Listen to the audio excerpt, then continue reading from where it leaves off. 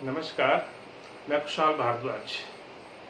आज हम बात करेंगे मणिपुर की विभत्स और शर्मसार कर देने वाली घटना के ऊपर। इससे पहले कि मणिपुर की घटना के ऊपर विस्तार से चर्चा करूं, आप सबसे अनुरोध है कि आप इस वीडियो को लाइक जरूर करें। इस वीडियो को लाइक करने के बाद आप इसको शेयर करें और इस चैनल को जो है आप सब्सक्राइब जरूर करें।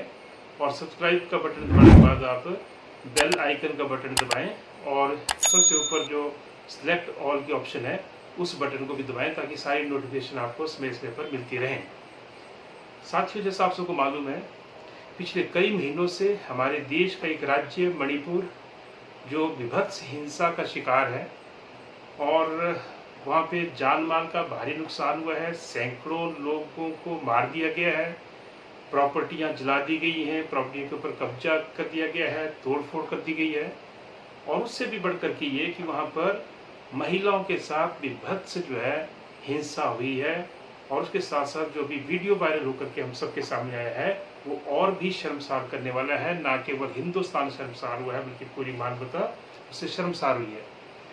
मणिपुर वो राज्य है जहाँ पर भाजपा की सरकार है और उसके साथ साथ इस देश के अंदर भी भाजपा की सरकार है। दुख की बात यह है, सरकार जिस मर्जी पार्टी हो, दुख की बात यह है कि इतने महीनों से मणिपुर जल रहा है, लेकिन इस देश के प्रधानमंत्री को एक बार भी समय नहीं मिला कि वो जो है मणिपुर का दौरा करें और वहाँ पर जो है हिंसा को रोकने के लिए जो है कोई कदम उठाएं। ये और भी शर्मसार करने वाली घटना है।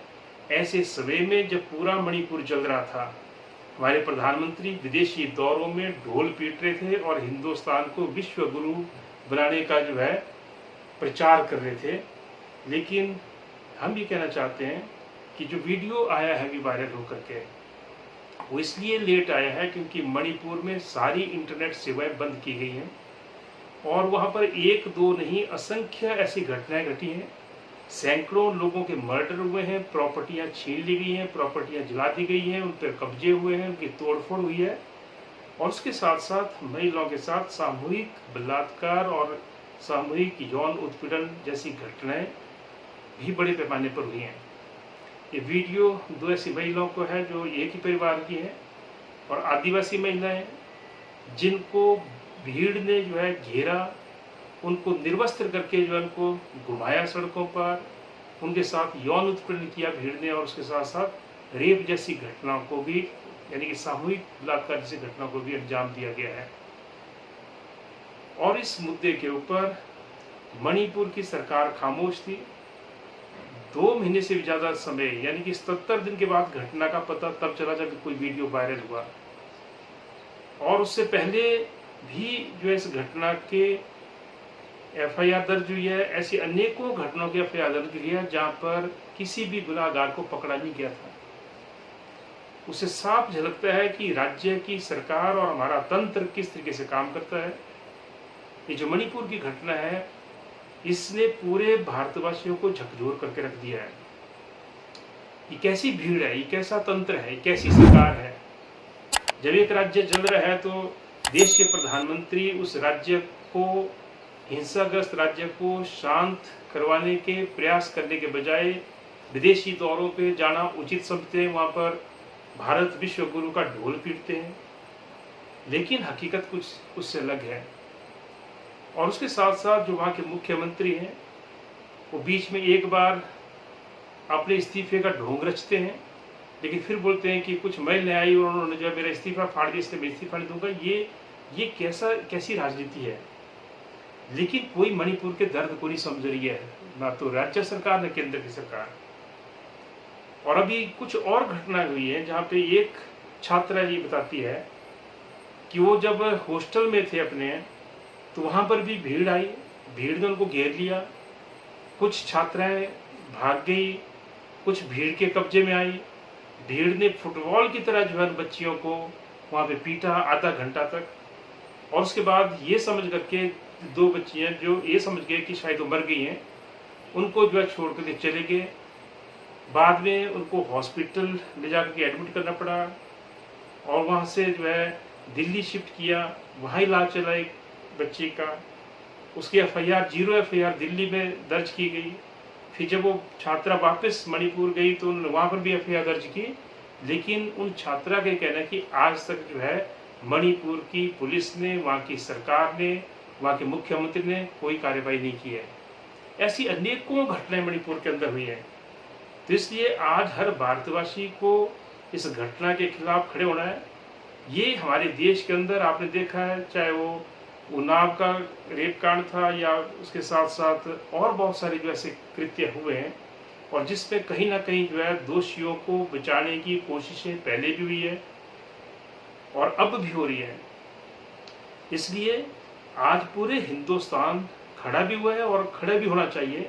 आज हिंदुस्तान को, आज भारत को, आज इंडिया को बचाने की जरूरत है ऐसी ताकतों से। और उसका साथ साथ मैं भी कहना चाहूँगा कि जब आप एक किसी इंसान को बहुत ज़्यादा महिमा मंडित कर देते हैं, और बल्कि महिमा मंडित लोग नहीं हैं, आप खुद अपना नाम जपते हैं। शायद मैंने पहली बार देखा अपने देश के अंदर कि हमारे प्रधानमंत्री अपना ही नाम बार बार जपते हैं, और जब वो अपना नाम बार बार जपते हैं तो फिर वो जो वहाँ पर भाड़े की भीड़ या अंध भक्तों की भीड़ होती है वो भी उनका नाम जपते हैं। और यही चल रहा है इस देश के अंदर पिछले कई सालों से। लेकिन आज अगर हम देखें, हमारे देश के अंदर बेरोजगारी निरंतर बढ़ रही है, महंगाई निरंतर बढ़ रही है, हमारी सीमाएं सुरक्षित नहीं है, हमारी सीमाओं में जो है कई किलोमीटर अंदर जो है विदेशी फौज आई, उसके भी जीते जागते सबूत मिले। और उसके साथ साथ हमारे देश के अंदर भी अशांति का माहौल है, हिंसा का माहौल है, तांडव का माहौल है, और उसके खिलाफ कार्रवाई करने के बजाय हमारी सरकार जो है कहीं ना कहीं ऐसे मुद्दे जो है जनता के सामने लाती है जिन मुद्दों से जनता में विभाजन पैदा होता है। और मैं ये कहना चाहता हूँ, आज से लगभग 5 साल पहले भी एक घटना हुई थी हमारे देश के अंदर, कश्मीर में, पुलवामा में, जहाँ पर हमारे 44 जवान शहीद हो गए थे। और उसके बाद वैसे तो सरकार को घेरना चाहिए था, क्योंकि सरकार की जवाबदेही बनती है, क्योंकि हमारी सीमाओं में फोर्स है, सीमाओं के अंदर फोर्स है कश्मीर में। लेकिन कैसे जो है आतंकवादी कहाँ से आए, कैसे वो जो है सीमाओं के इतना अंदर आने के बावजूद वहाँ पर जो विस्फोट कर गए, ये एक बड़ा सवाल था जो सरकार से पूछा जाना चाहिए था, जो सरकार का फेलियर था। लेकिन सरकार ने उसको भी चुनावी समय में इस तरीके से बनाया कि हम तो जो है उसके बदले में बालाकोट पहुंच गए और हमने वहां पर जो है 600 पाकिस्तानी को जो आतंकवादियों को मार दिया, झूठ बोला गया। लेकिन हकीकत ये होनी चाहिए थी कि हमारे जो सैनिक शहीद हुए पुलवामा में, उनका किसने जो है वो विस्फोट वहां पर पहुंचाया, कौन वो लोग थे, उसकी जांच होनी चाहिए थी। लेकिन आज देश इस बात के लिए शर्मसार है कि हमारे 44 जवानों ने अपने जीवन की सर्वोच्च आहुति दी है, लेकिन उस घटना की जांच और उस जांच का कोई नतीजा आज तक जो है हमारे हिंदुस्तान की सरकार, मोदी जी की सरकार सामने नहीं ला पाई है। ऐसी अनेक घटनाएं हैं जिनका जिक्र करना यहाँ पे जरूरी है। ये सरकार इस बात में मशगूल है क्योंकि ये सरकार कॉमनल कॉरपोरेट अलायंस की सरकार है। एक तरफ जो है सारे के सारे जनता के साधन छीन करके, जनता की सुविधाएं, सहूलियतें छीन करके, उनकी सब्सिडी छीन करके बड़े पूंजीपतियों को दी जा रही है। इस देश के संसाधनों को लुटवाया जा रहा है। और जब जनता में आक्रोश पैदा हो रहा है क्योंकि रोजगार सिकुड़ रहा है, बेरोजगारी फैल रही है, भ्रष्टाचार का बोलबाला है, महंगाई चरम पर है, भुखमरी बढ़ रही है, और जब जनता आक्रोशित होती है तो कहीं ना कहीं जनता का ध्यान जो है डाइवर्ट करने के लिए इस तरीके से जो है कहीं पे सांप्रदायिकता का, कहीं पर जो है क्षेत्रवाद का, कहीं पर जो है जातिवाद का सहारा लिया जाता है। और मणिपुर भी कहीं ना कहीं इसी जातीय हिंसा का जो है शिकार हुआ है। तो इसलिए आज हमारे देश के सामने एक बड़ा संकट है। और अगर मैं सही शब्दों में बोलूं कि मोदी जी की सरकार देश हित के लिए नहीं है, क्योंकि इस सरकार के चलते हमारी सीमाएं सुरक्षित नहीं रही हैं। इस सरकार के चलते हमारे देश के अंदर राज्यों के हालात खराब हैं। ये सरकार सिर्फ इतना जानती है कि कैसे गरीब की जेब में डाका डाल करके साहूकार को पालना है, ये सरकार सिर्फ इतना जानती है कि कैसे जो है जनता ने जो मैंडेट दिया होता है कहीं पर दूसरी पार्टियों को जिताने के लिए, कैसे जो है वहाँ के विधायकों को खरीदना है और वहाँ पर जो अपनी सरकार बनानी है। ऐसा एक के बाद एक हुआ। अभी जब मणिपुर जल रहा था तो भाजपा जो है अपना प्रयास कर रही थी, महाराष्ट्र में उसने वहाँ पे कुछ पार्टियां तोड़ी, भाजपा प्रयास कर रही है दूसरे राज्यों के अंदर, लेकिन इस बात की चिंता नहीं कर रही है कि जनता ने आपको जो मैंडेट दिया है केंद्र में मणिपुर के अंदर सरकार चलाने के लिए और अच्छा प्रशासन चलाने के लिए, आप उस पर ध्यान केंद्रित करने के बजाय आप जो है खरीदो फरोख्त में लगे हैं, आप जो है दूसरी सरकारों को तोड़ने पर लगे हुए हैं। तो इसलिए आज ये जो मणिपुर की घटना है इसने देश का ध्यान फिर से खींचा है। वैसे तो आप देख सकते हैं किसान को किस तरीके से जो है लाठियां उसके ऊपर बरसाएगी, 700 से ज्यादा किसान शहीद हुए। वो जो 3 काले कानून सरकार लाई थी और जिसको लेकर के सरकार ने किसानों को बदनाम किया कि आतंकवादी हैं, खालिस्तानी हैं, ये चीन के एजेंट हैं, ये नक्सलवादी हैं, लेकिन बाद में जब पूरे देश का किसान एकजुट हुआ, जब उनको मालूम चल गया कि सरकार हमारे पक्ष की नीति नहीं लाई है बल्कि ये सरकार जो है हमारी जमीन को भी छीनना चाहती है और पूंजीपति के हवाले करना चाहती है, तो तब वो जो है उस आंदोलन के बाद जो है सरकार को झुकने पर मजबूर कर दिया। ऐसा ही हमारे देश के अंदर आप देखते हैं पिछले दिनों हर तबके के ऊपर हमले हुए। आप JNU से लेकर के जामिया मिलिया इस्लामिया से लेकर के आप वो जो है मद्रास यूनिवर्सिटी से लेकर के कहीं का उदाहरण ले लो, जहां पर जो है छात्रों के खिलाफ पुलिस बल का इस्तेमाल किया गया, उनको बदनाम करने की कोशिश की गई। किस तरीके से JNU के अंदर आंदोलन चल रहा था तो कैसे उसको बदनाम करने की कोशिश की गई, किस तरीके से लाठियां बरसाई गई। जामिया यूनिवर्सिटी के अंदर जहाँ पे छात्र छात्राएं वहाँ पे पढ़ रहे थे लाइब्रेरी के अंदर जाकर उनको पीटा गया। तो ये जो सारे के सारे घटनाक्रम हैं ये बताते हैं कि इस देश के अंदर तानाशाही पूर्ण तरीके से राज चल रहा है। ये इस देश की परंपरा नहीं है। हमारे देश को आज़ाद कराने के लिए हजारों हजार रणबांकुरों ने अपनी जान की कुर्बानियां दी हैं और उससे जो है हमारा देश आज़ाद होने के बाद हमारा एक लोकतंत्र बना है।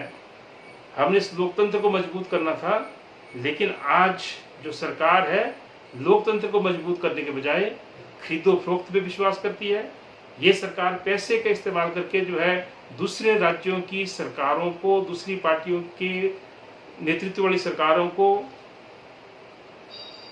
तोड़ती है, दूसरे MLA MPs को खरीदती है, उनकी खरीदो फरोख्त करती है और उसके साथ साथ जो है ये सरकार डंडे के जोर पर जो है शासन चलाती है। इसके अलावा इसको कुछ और आता नहीं है। और इसलिए आज देश की जरूरत है कि जो जनता के जो मसले हैं, रोजी रोटी का मसला है, महंगाई का मसला है और बहुत सारे जो मुद्दे हैं इस देश के अंदर, क्योंकि लोकतांत्रिक सारी संस्थाओं को तोड़ा मरोड़ा जा रहा है, जो हमारी संवैधानिक संस्थाओं को कमजोर किया जा रहा है। तो इसलिए आज देश की जनतंत्र पसंद जनता को, और वो जनता जिसको भाईचारे से प्यार है, वो जनता जो महिलाओं का सम्मान करना जानती है, वो जनता जो दूसरे के दुख को अपना दुख मानती है, उनको उठ खड़े होना है। और 25 तारीख को यानी कि मंगलवार के दिन भी एक आह्वान है पूरे देश के अंदर कि हर जगह पर मणिपुर की घटना के खिलाफ, वो जो विभत्स कृत्य वहां पर हुआ है, वो जो महिलाओं के साथ दुराचार हुआ है, यौन उत्पीड़न हुआ है सामूहिक, उनको निर्वस्त्र करके घुमाया गया है, पूरी मानवता को शर्मसार किया गया है और वहां की मणिपुर की सरकार जो है मूक दर्शक बनी रही। 2 महीने, 2.5 महीने, 3 महीने ताला लगा रहा सरकार की जुबान पर। और केंद्र की सरकार जो है, हमारे प्रधानमंत्री जब विदेशी दौरे पर जाते रहे लेकिन मणिपुर जाना उन्होंने उचित नहीं समझा। तो इसलिए जिन लोगों को भी अपने देश से प्यार है और जो लोग ये मानते हैं कि ये घटनाएं विभत्स हैं, ऐसी घटनाएं रोकनी चाहिए, देश के अंदर लोकतंत्र काबिज होना चाहिए। और ये जो बांटने की जो राजनीति है, जातियों के आधार पर, धर्म के आधार पर, क्षेत्र के आधार पर, किसी और तरीके से जनता में जो विभाजन पैदा करने की जो कोशिशें होती हैं, इसके खिलाफ हम सबको उठ खड़ा होना है। और 25 तारीख को पूरे प्रदेश के अंदर और मंडी जिला के अंदर भी जगह जगह जो है हाथों में तख्तियां लेकर के जहां पर भी संभव है आप प्रदर्शन कीजिए, मणिपुर सरकार के पुतले जलाएं, केंद्र सरकार के पुतले जलाएं और एक मांग करें कि इस देश के अंदर लोकतंत्र काबिज होना चाहिए और जिन लोगों ने मणिपुर में उन घटनाओं को अंजाम दिया है उनको जो है कड़ी से कड़ी सजा होनी चाहिए। उन सबको सलाखों के पीछे भिजवाया जाए और कानून जो भी सबसे बड़ी सजा हो सकती है उनको दिलवाई जाए। ये मांग जो हम करना चाहते हैं और इसलिए इस वीडियो के माध्यम से मैं आप सबसे गुजारिश करता हूँ कि इन घटना के खिलाफ हम सबको एकजुट होना है और 25 तारीख को 24 तारीख को जिस दिन भी संभव है आप सभी लोग जो है सड़कों पर जरूर उतरें, क्योंकि आज अगर ये देश खड़ा नहीं होगा तो तब जो हमारे आज़ादी के रणबांकुरों ने जो शहादतें दी हैं वो भी बेकार चली जाएंगी। आज पूरी दुनिया के अंदर जो है मणिपुर की घटना के ऊपर चर्चा हो रही है। आज हमारा जो देश है उसको शर्मसार होना पड़ रहा है। क्यों शर्मसार होना पड़ रहा है? क्योंकि ऐसी बेकार सरकारें जो है बैठी आज, जो इस तरीके की घटनाओं के खिलाफ त्वरित कार्रवाई नहीं करती है, इन घटनाओं को छुपाती है। अगर वीडियो आज वायरल नहीं होते तो FIR जितनी मर्जी हो गई थी, लेकिन उस सरकार ने जो है इन घटनाओं को उजागर नहीं करना था। और जब ये वीडियो वायरल हुए उसके बाद मणिपुर के मुख्यमंत्री का भी मुंह खुलता है कि तो बड़ी शर्मसार करने वाली घटना, और बोलते हैं ऐसी तो सैकड़ों घटना हुई है मणिपुर के अंदर। और इस वीडियो के वायरल होने के बाद जब देश में आंदोलन उठा तब जो है हमारे प्रधानमंत्री बोलते हैं कि तो 140 करोड़ भारतवासियों के लिए बड़े शर्मसार करने वाली घटना है। बिल्कुल है, 140 करोड़ भारतीयों के लिए शर्मसार करने वाली घटना है, लेकिन मुख्य सवाल ये है प्रधानमंत्री जी, क्या आप शर्मसार हुए कि नहीं हुए हैं? क्योंकि जब ये घटनाक्रम हो रहा था आपकी मणिपुर की सरकार को मालूम था, केंद्र सरकार के पास इसकी रिपोर्ट थी, तब आप जो है मणिपुर जाने के बजाय, आप उस हिंसा को रुकवाने के लिए ठोस कदम उठाने के बजाय आप विदेशों में यात्रा करते हैं। और फिर लोगों आज आप बोलते हैं कि 140 भारतवासी आज शर्मसार है। 140 करोड़ भारतवासी शर्मसार हैं, पर मुख्य सवाल यही है कि क्या आपकी सरकार शर्मसार है? क्या आपकी मणिपुर की सरकार शर्मसार है? क्या आपको इस घटना ने विचलित किया है? और अगर किया होता तो वीडियो वायरल होने से पहले ही जब घटनाओं की जानकारी वहां की पुलिस को थी, सरकार को थी, तो तब आप जो है ठोस कदम उठाते। लेकिन दुर्भाग्य की बात यह है कि आपने वो नहीं किया। इसलिए ये सिर्फ एक मणिपुर की बात नहीं है, पूरे देश के अंदर जहां पर भी इस तरीके के घटनाक्रम हो रहे हैं जनता को खड़ा होना होगा। और ये जो दृश्य है मणिपुर के, ये देखे नहीं जाते। हालांकि मैंने वीडियो देखे भी नहीं है, लेकिन जितना सुना है और जितना कुछ इसके बारे में पढ़ा है और जो खबरों में देखा है, और आज जिस तरीके से 2 दिन से पार्लियामेंट के अंदर भी इस मुद्दे के ऊपर डिबेट हो रही है, उससे पता चल रहा है। और पिछले 3 महीने से तो हम पढ़ ही रहे हैं, देख ही रहे हैं मणिपुर की घटनाओं के बारे में। उससे बहुत दुख होता है और इसके सिर्फ दुख मनाएं वो काफ़ी नहीं है। हमें जो है अन्याय के खिलाफ जो है लड़ना सीखना होगा, हमें अन्याय के खिलाफ जो है बोलना सीखना होगा।